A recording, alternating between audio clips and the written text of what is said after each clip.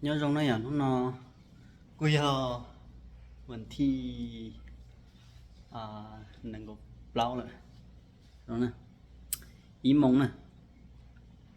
ý mong bài cậu ý nè mình thi nâng cục lâu chị nhọc hơn lâu lửa đặt sau nó hay à chị ta tỏ là nó mi chị dọc bữa nè chị nún no mình thi nâng cục lâu thầu sơn gió thầu trong mong lời xem mong đợi chị mình ná lời mua ý lú kỹ chất cầmไปถึงสั้นนะอย่าถึงสั้นอย่ามูขึ้นภูนะปีนภูนะเราเย่จ้องไปออกกำลังกายเย่จ้องมาชีเราขอแต่เป็นโรงงานเนาะเย่ช่วยชงยังมัวถึงสั้นเนี่ยยังมัวไปเติมมันหมอสั้นโจนะเย่ตะกี้ป้ามาลีชามมงครึ่งเลยอีมงเลยชามมงเดี๋ยวเย่เชี่ยตัวนะเชี่ยตัวตอนเดี๋ยวโรงงานเดี๋ยวนั้นนะอย่าเย่ตะกี้ไปมูถึงสั้นเนี่ยเจ้าส่วนนะเนี่ยเจ้ากวางเกี่ยวสั้นนะอย่ากวางเกี่ยวสั้นนะเย่cho nên là xin gì nó sẽ thay kỹ mua lý trả là bé mà lý chỉ cho cả một sai bây giờ mua lý trả đối trả này xin gì đó này ok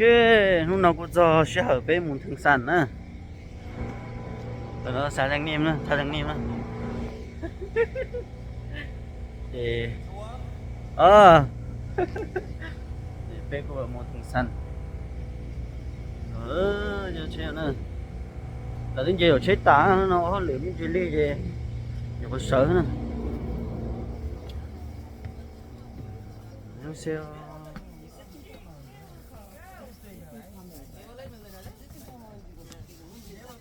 năng phải không là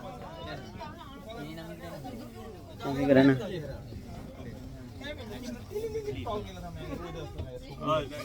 Krishna yang đi siêu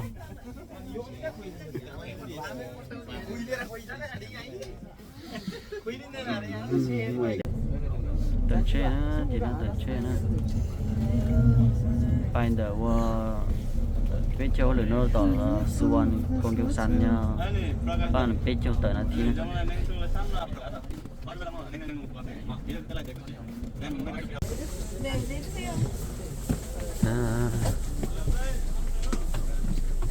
chỉ một lỗ lên không này con lấy đây con săn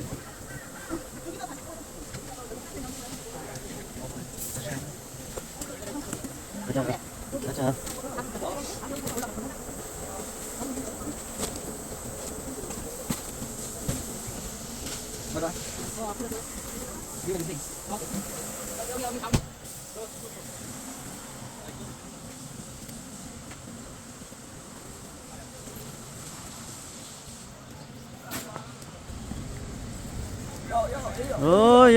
สบายดี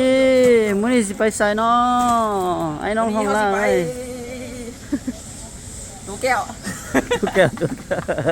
แม่นำมื้อนี้สิไปอย่าเว้าความจริงแม่โอ้ยมื้อนี้สิไปปีนภูนะมื้อนี้เนาะอยู่หันนึงส่งไปต่อยสาวน้อยอยู่ปีนภูเนาะ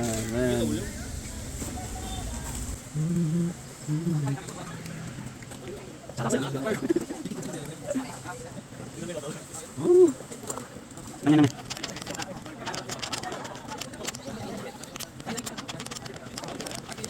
ไม่เอาของนั่งเนาะการนั่งข้างตัวนั้น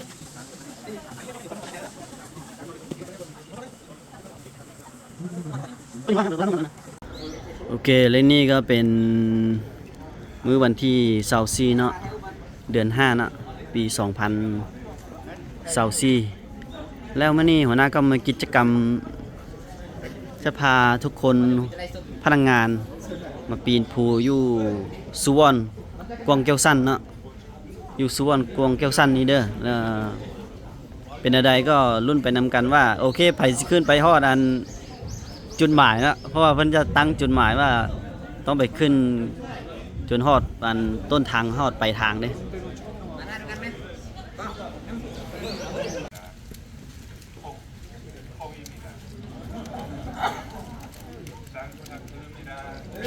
감사합니다.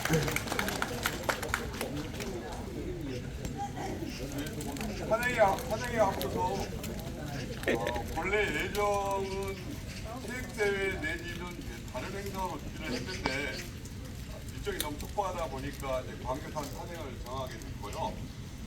광교산 산행은 늘 저희한테 의미가 있는 장소입니다. 2년 전에 제 광교산에서 약속을 하고 매출 목표를 달성하고 난 다음에 저희 회사에 계시던 꽤 많은 직원들이 여기 같이 근무하고 계시지만 그분들과 함께 일본의 해외여행을 다녀온 경험이 있습니다. 그리고 이제 작년에도 매출 목표를 정하고 새해 목표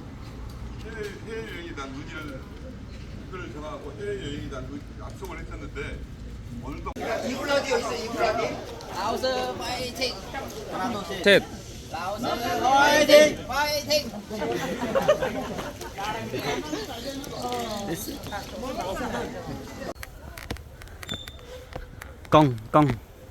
con thử thùng đây conไปก่อน con ต้องไปฮอดอันจอมพูก่อนไปอยู่ฮอดอันจอมพูแล้วไปท่าถ่ายรูปส่งให้หัวหน้าเฮ้ยตอนนี้ปีนภูเลยเด้อกำลังปีนภูเด้อ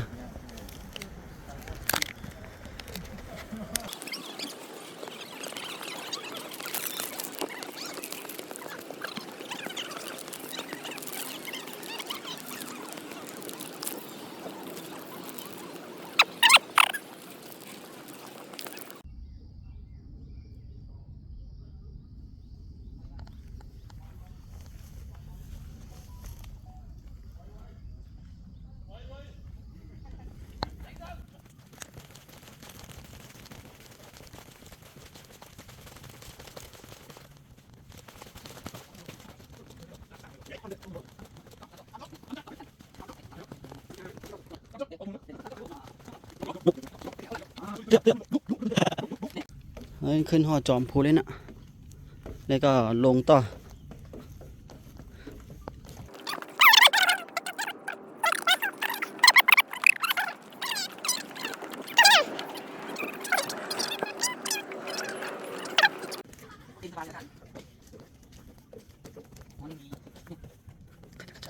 สำเร็จ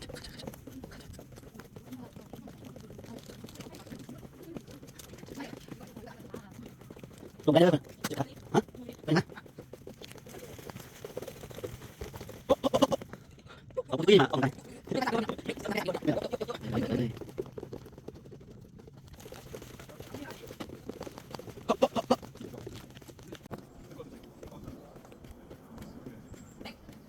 บุกขึ้นดิบุกขึ้นนะบุกไปไม่ละไป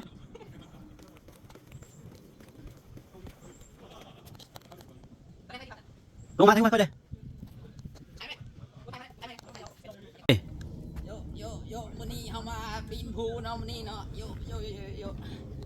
มื้อนี้มาปีนภูสุวรรณเนาะมื้อนี้เนาะตอนนี้ก็กำลังสิลงแล้วเนาะตอนนี้เนาะมาฮอดประมาณ 80% ตอนนี้กำลังสิลงภูแล้วตอนนี้เนาะก็อีกไกลเติบอยู่ประมาณกิโลปลายนี่แหละกว่าสิฮอดวันกินข้าวเนาะ มาเอาขึ้นทางเครื่องทางแล้วเสียใดๆตอนนี้นะกลับก็บ่ได้ไปก็บ่ได้เลย มันสิไปได้มันน่าสิไปได้มันน่าสิ บ่ ไป ไป ได้ บ่ไปบ่ไป ฮัลโหลอันยองอาเซโอรับมากันอันยองอาเซโอสบายดีเนาะสบายดีมื้อนี้เป็นมื้อวันยัง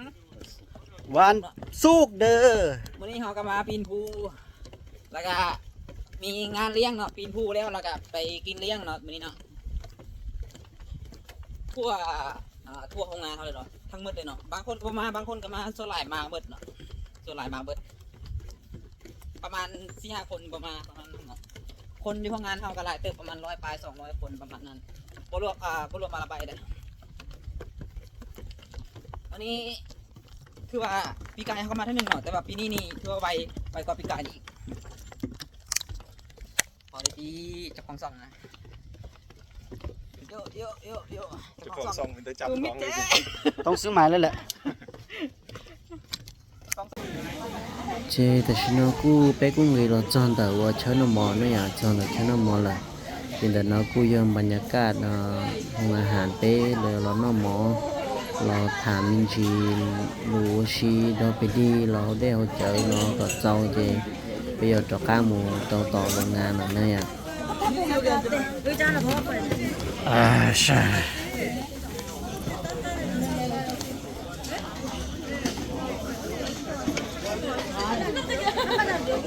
chị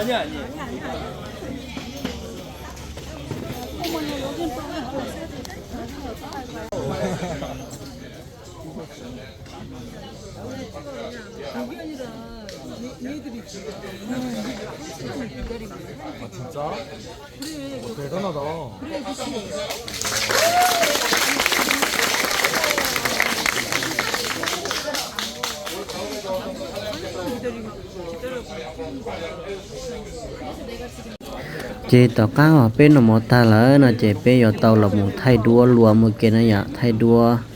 luôn tàn cho bây giờ phát ngàn nữa chị thay đua ta lỡ là chị một ná là do một chế là họ bây là do cho cá một tỏ ngàn tỏ khi sụp xa nữa nhỉ tỏ chơi nhỏ rồi nữa hiện tại nó bây giờ phát ngàn cu trong sắp lỡ nữa mua chọn tỏ đi óp của tỏ lăng nữa giờ thì chơi luôn à làm bay cho thiên mà thế ở nữa chơi trong sân nó thế này nhỉ thế gì à làm bay nó là chỉ tua nó là chỉ tua chỉ tua bây giờ phát ngàn nó bắt chậm nhá cho ngàn thế này ạ